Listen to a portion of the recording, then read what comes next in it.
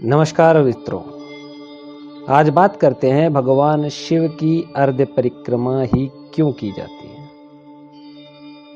शिव जी की आधी परिक्रमा करने का क्या विधान है, उसी पर चर्चा करते हैं। भगवान शंकर की आधी परिक्रमा करने का विधान इस प्रकार है कि शिव के सोमसूत्र को नहीं लांघा जाता है।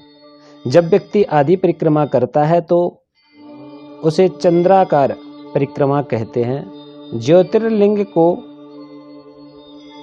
ज्योति समान माना जाता है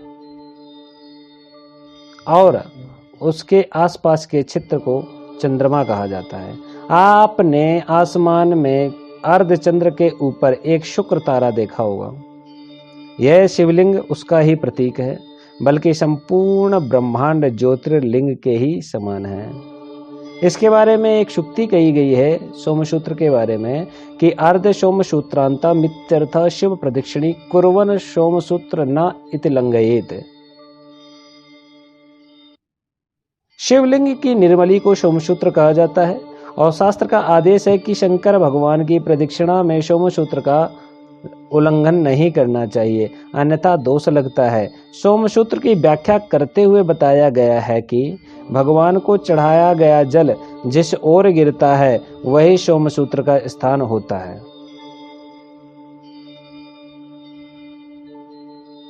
अब बात करते हैं क्यों नहीं लांघते सोमसूत्र को।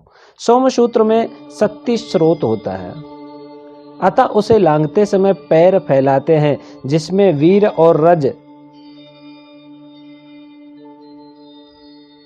के संबंधित हमें कोई न कोई रोग उत्पन्न हो जाता है और 5 अंतस्थ प्राण वायु के प्रवाह पर विपरीत प्रभाव पड़ता है। इससे देवदत्त और धनंजय नामक जो प्राणवायु है उसके प्रवाह में रुकावट पैदा होती है, जिससे शरीर और मन पर बुरा असर पड़ता है।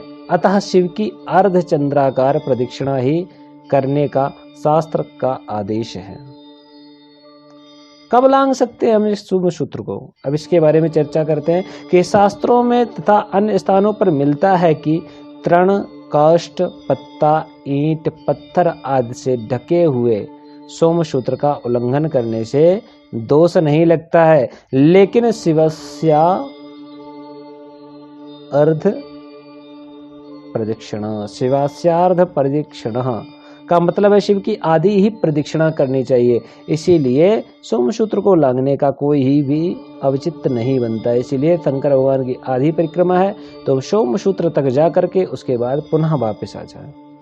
किस ओर से करनी चाहिए प्रदक्षिणा?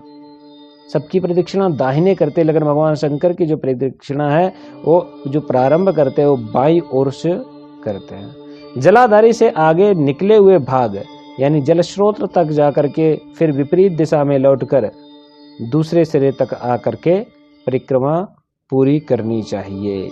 इस प्रकार इन बातों को ध्यान में रख करके भगवान शिवलिंग की पूजा करनी चाहिए। इन दोषों से सदैव बच करके रहना चाहिए। धन्यवाद।